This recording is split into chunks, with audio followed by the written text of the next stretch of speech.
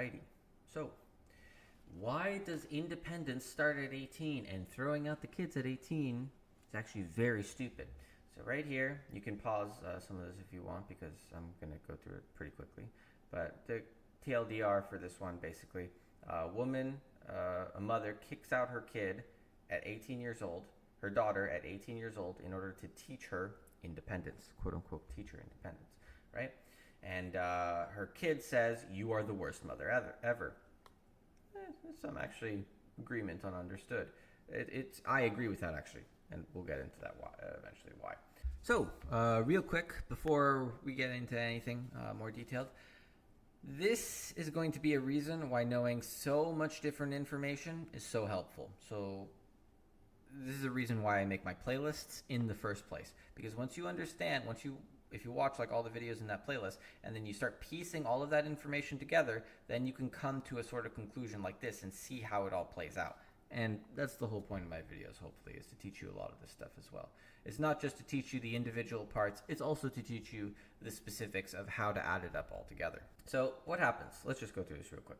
So mother says it's time to leave the house at 18, right? Or father, parents do, right? So what happens? Kids leave the house at 18, don't associate with the parents much anymore. What do they do? Well, where's all their money from, right? Are they already in a wealthy family?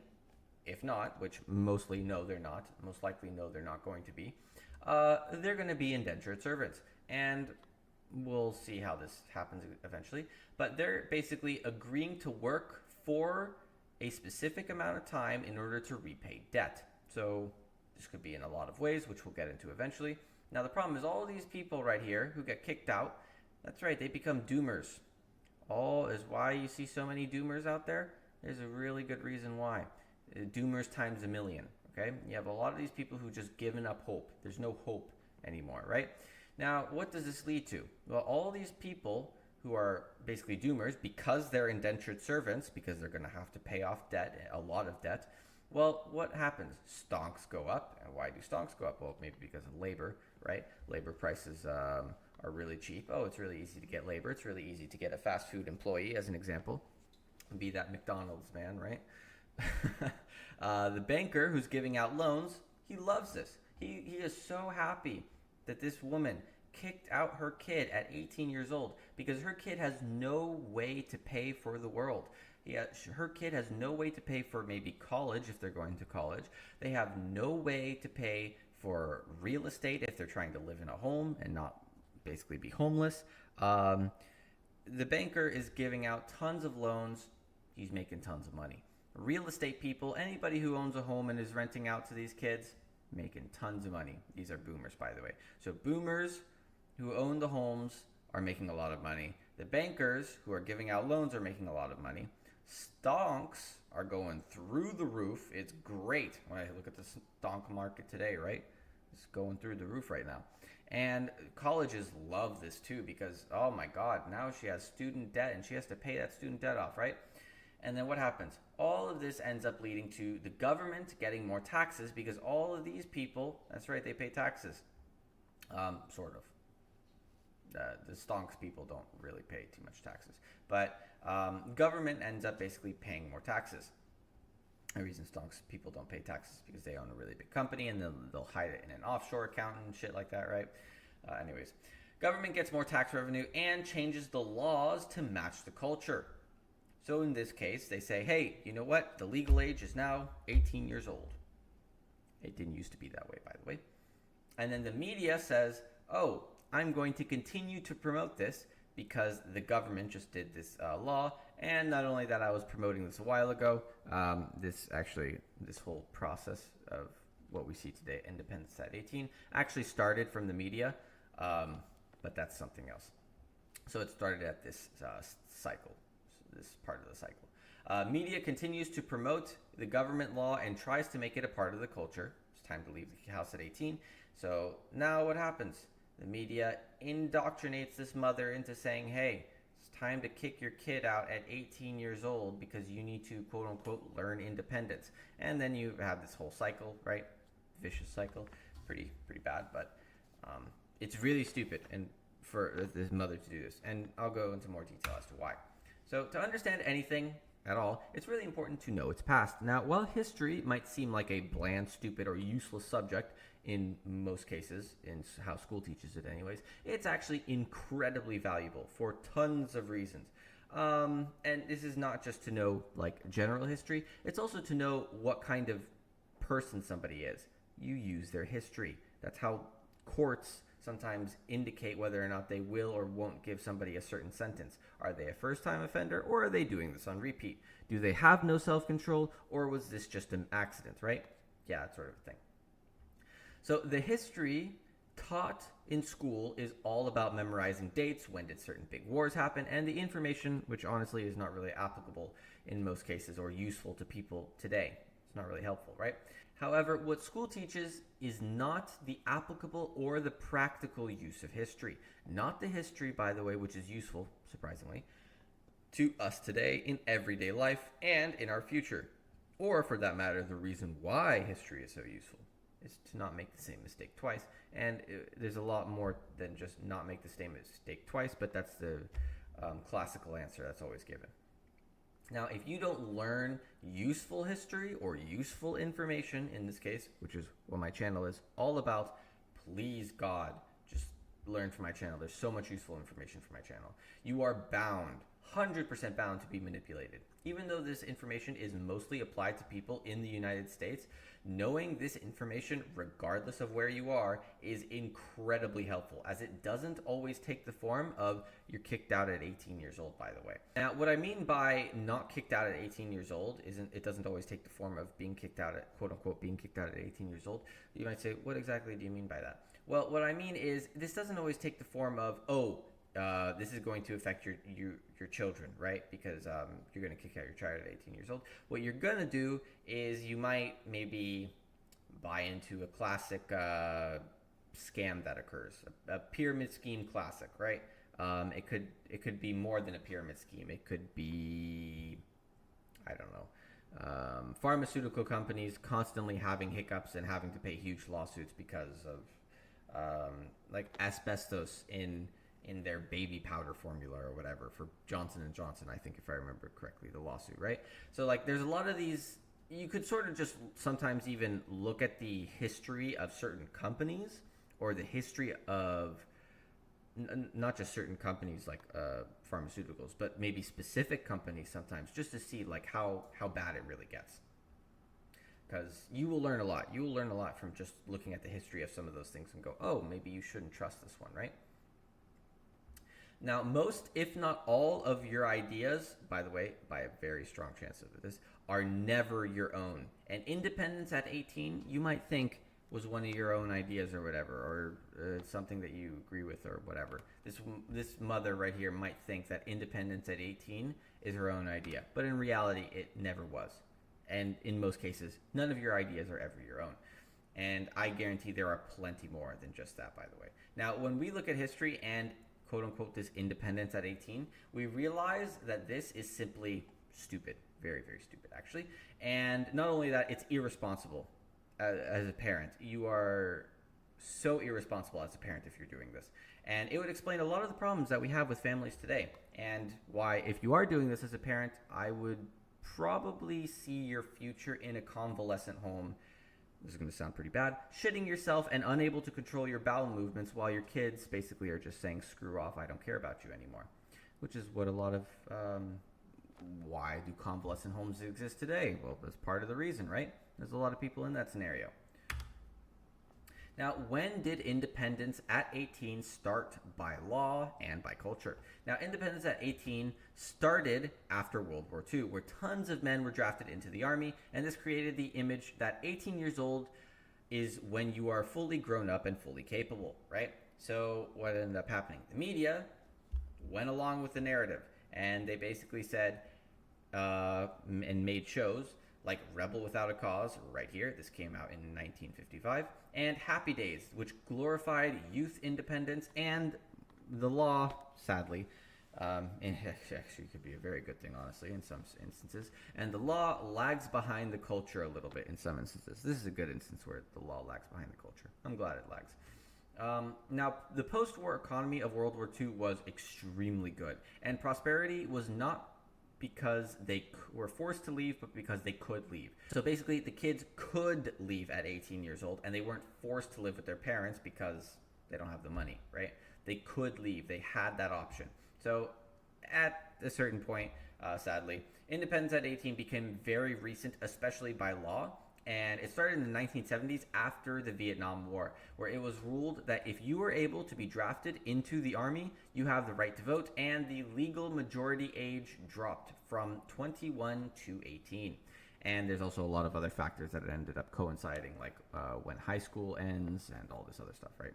But the bottom line is that it's sort of, as a culture, it ended up being 18 in the United States, Canada, and the UK, which we'll get into right now. Now, when do other countries kick out their kids in the modern era, which is what we'll get to? Rarely. The only other countries which kick out their kids at 18 are Canada, the US, and UK. So the percentage of young adults living with their parents in UK, US, Canada are all very, very low after a certain age, right? France, Germany, and the Netherlands are mixed. Some leave the house at 20 to 40, and some stay with parents. So it's somewhat, right?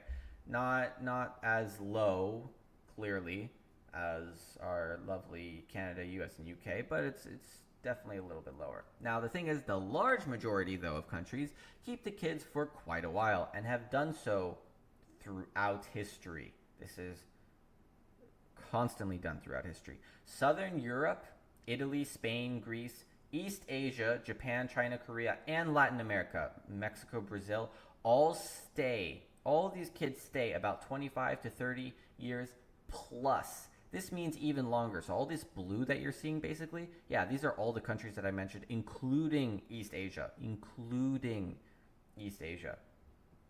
Now, this basically is their cultural tradition, sort of a thing, is when you're able to build a family of your own and you're able to get married, then you move out.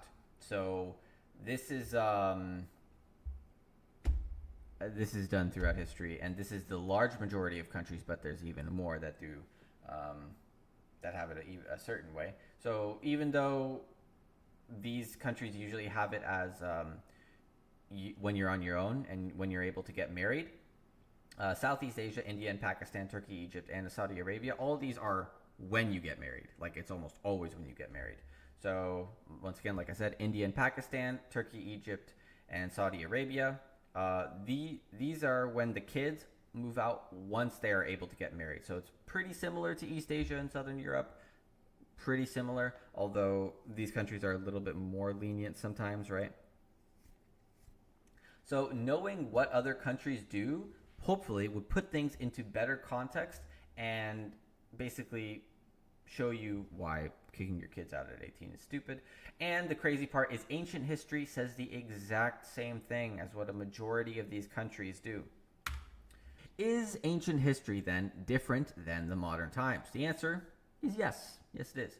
So the average age of independence for all of these civilizations, actually all the civilizations as a general rule, there will be two variables that are used to measure success. The amount of the civilizations that exist and their age of independence, and how long they lasted and their age of independence, right? These are the two variables which we will be comparing, and we will see that it is actually 24 to 26 years old. And that's just independence for complete participation, by the way, in all of society. Now, this means that either they didn't have full economic, legal, or cultural independence until they were 25 years of age on average. 25 years. I know, it's crazy. Now, while there were a few civilizations which allowed independence before 21, these civilizations didn't really last anywhere as long as the ones which give independence after 21. Now, the civilizations which gave independence pre-21, before the age of 21, were Egypt, Greece, specifically Athens, Greece, Macedonia, the Celts, Aztec, and those are actually a few outliers because this is actually very, very rare in terms of history. So as we can see, ancient Egypt right here, and the Celts. Now, people might say, oh, the Celts, right, as a civilization. In my opinion, they were just barbarians. Okay, I wouldn't even consider the Celts a civilization. I would definitely consider them more so barbarians. Now, The civilizations which did give independence after 21 years old were Rome, China, India, medieval Europe, a majority of it, Greece, specifically Sparta. Yes, that's right, Sparta. You didn't have full independence until the age of 30 in Sparta. Mesopotamia, Akkadian Empire, Assyrian Empire, Persian Empire, Carthage, ancient Japan, ancient Korea, Mayans, Incas. I mean, there are so many. There are way more, and I'm not going to list all of them because there's that many of them. But there really is that many of them. As you can see right here, this is Confucius philosophy. He basically says the same thing. Actually, he says you don't really gain full. I forgot his words of it, but basically you don't become your own person until you're 30 years old. Before you are immature. And this is Sparta. Yeah, that's right. Sparta. Well, it's not actually Sparta. This is the movie 300, but regardless.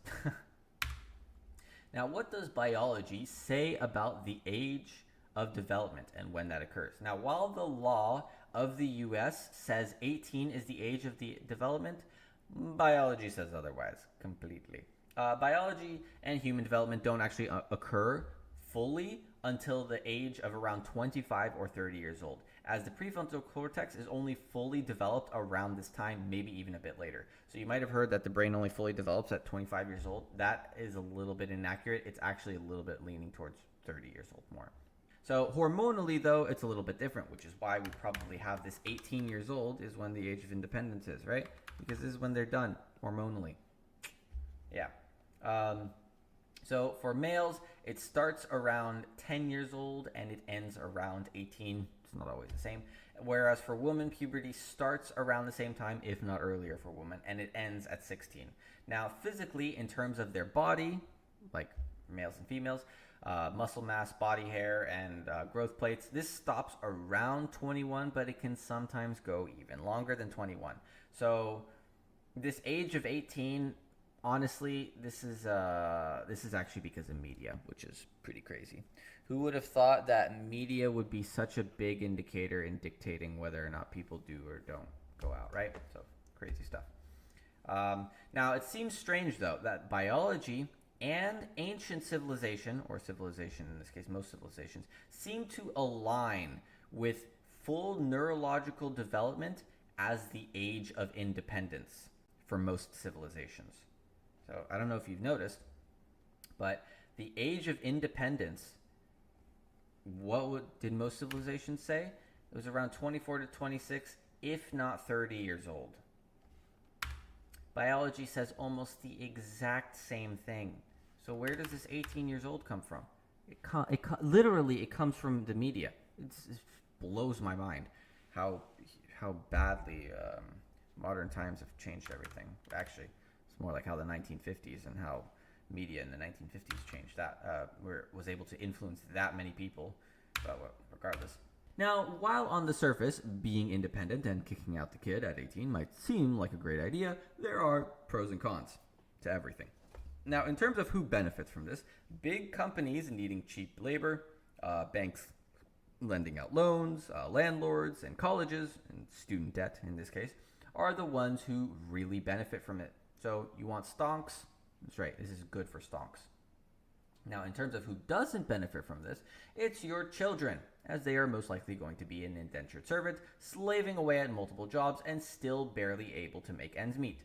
So modern slaves are not in chains, they are basically in debt. So this is the funny thing is people think that the history of slavery, well, in the United States anyways, they think the history of slavery was all like, oh, whites enslaving blacks, right? No, it was actually everything. Everybody enslaving everything, okay? So, and this includes more than just people. They were obviously enslaving animals, which is sort of why we have pets. I know, crazy. But it's more than just that. Like, white people would enslave black people before. Yes, and black people would also enslave white people under certain conditions because, yeah, that's right, your skin color doesn't really mean anything.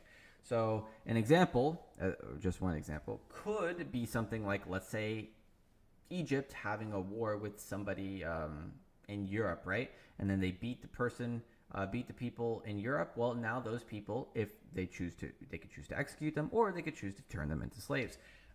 So there's a lot of things that were done in ancient history And if you look at the modern times, it's sort of the same thing, right? I mean, there's always slavery in some form or another. It's indentured servitude, right? Indentured servants, right here, is sort of is basically a form of slavery.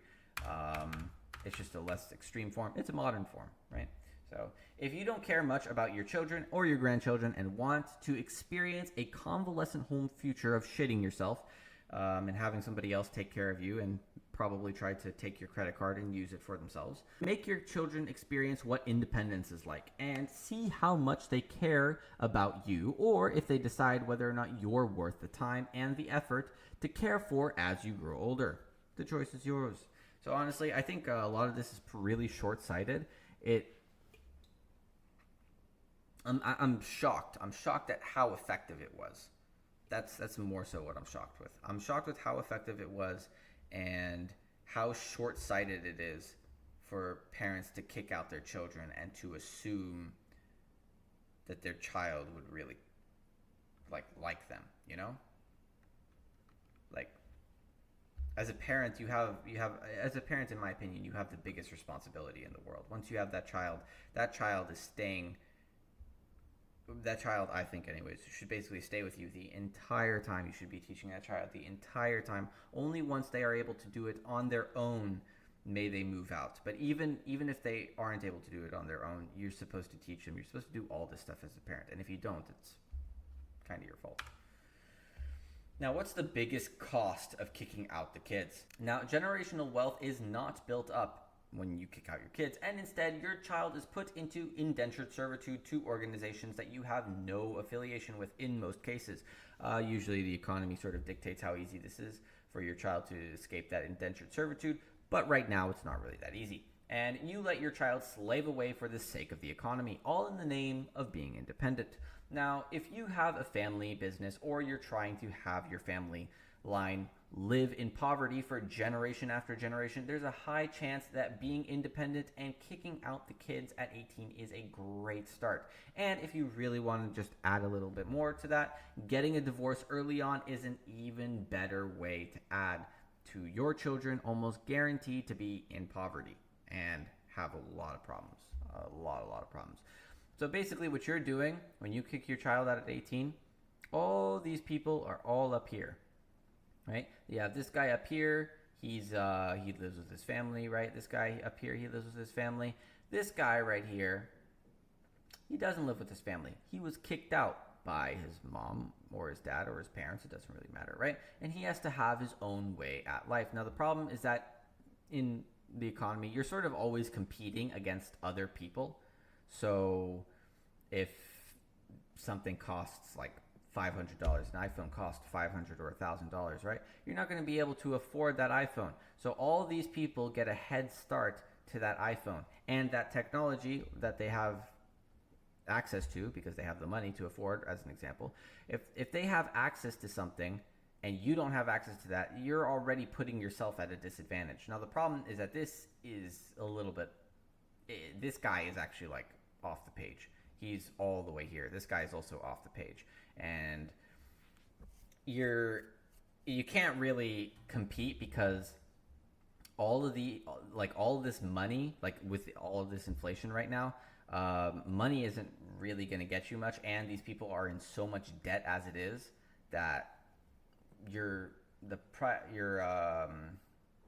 value of your dollar is a lot less than what it used to be. So yeah, it's not really a good idea. Now, a great way to create a doomer is to give them little to no hope for the future. And what better way, by the way, than to tell them start from square one and restart when many others are at square 99,999 and they're a million times higher, and their bargaining power, their dollar is worth, like, they have more dollars. One, they have more dollars, and two, their dollar in terms of the price of living, especially as of now, the cost of living, they can afford it. You can't afford it because your dollar, because the amount of dollars that you have and the dollar's worth is almost nothing. It's not getting you as much as it used to. So yeah, not ideal. Once again, hopefully you learned something. Thanks for watching. I hope you see why kicking out your kids at 18 is really stupid, and why people don't even fully develop actually until they're 30 years old. So yeah, I guess you could say even I'm not fully developed until I'm 30 years old. I don't, not really a big proponent of kicking out the kids at 18. I don't really follow this media stuff. I think the media stuff is, I mean, a lot of it really is just propaganda, but the funny part is it's not even intentional. It's unintentional. All of this started not intentionally. So, yeah. If you want more videos like this, let me know down in the comments below. Like, share, subscribe, comment down below. It really does help the channel grow. Hope you learned something valuable. I'll see you guys in the next one.